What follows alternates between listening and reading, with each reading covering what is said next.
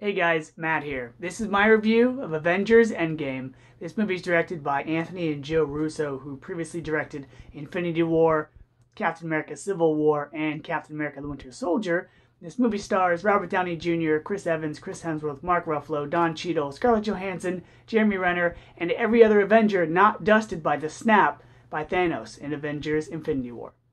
Now, since a lot of this movie is shrouded in secrecy, I can't get into too much regarding the plot because it'd be a spoiler, so I will say this. After the events of Infinity War, the remaining Avengers, Captain America, Iron Man, Thor, they need to regroup and re-strategize, and they need to do whatever it takes to reclaim those that were lost. And even though I can't talk about certain things in the movie, I can still talk about things I like. When the movie starts out, the Avengers, they feel like real people, like humans, not superpowered beings or superheroes or anything above us. They feel real because they've lost people they love and care about. That was something I really found neat about this movie, is when it shows Captain America and Scarlett Johansson and all the other characters, they feel real. They're depressed, they're struggling, they're not coping with the events, without smiles and, sunshine. It hit them just like it would hit anyone. And that brings me to something they do with the character of Thor. They do two significant character changes in this movie. One involving Thor and one involving Bruce Banner. Changes I was really surprised by, but it worked within the context of the movie. And that's something I really like about this film, this story, is they take these characters that are super powered, super beings that, we go to see them because they're up here, and they bring them down to this level, to our level. They make them deal with human and regular people things regarding their parents, regarding loss, regarding loved ones, regarding everything we deal with, love, happiness, sadness, joy. They make them all deal with that, so it makes them feel real.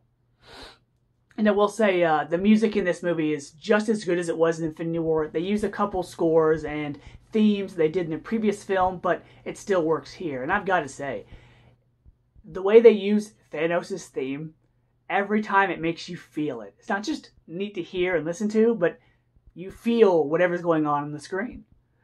The movie also involves some things involving their parents and their loved ones. And again, it's just something that adds to the emotion and the thrills of this movie. The first act is the setup. The second act is the story. And the third act is the payoff. And that's why I really enjoyed this movie, probably a little bit over Infinity War, because Infinity War was, the teaming up of different characters and the build-up. This one, yeah, we got some team-ups, but the payoff is what made it worth it. And this movie definitely paid off everything. The last 11 years of the MCU, the last 22 films, even character storylines. It wrapped it all up and it set them on a nice journey to wherever they're going from here.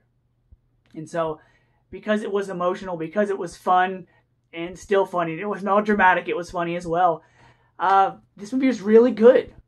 I'm going to give Avengers Endgame an A. So, on behalf of all the Marvel fans out there, thank you to the Russo brothers. Thank you to Kevin Feige. Thank you to all the actors, the cast and crew. Thank you to Marvel, because this was a great achievement in storytelling. Fun fact real quick.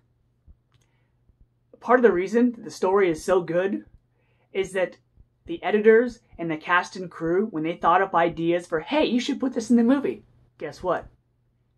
They used their ideas and they put them in the movie. So thank you to all the cast and crew, literally, that gave ideas and this story shape. So if you liked Infinity War, you're going to love Endgame. And yes, I'm not ashamed to admit it, I did cry at the end of this movie. But, that's how moving this story was. That's how invested, we are in these characters. But don't worry, cry time was a pleasant surprise. And don't worry, there's nothing at the end credits. I think this was the final movie for a reason, so because they wrapped everything up, there's nothing at the end. There was a soundbite, but nothing too important, just a nice little thing to listen to. So, until next time, guys, see ya.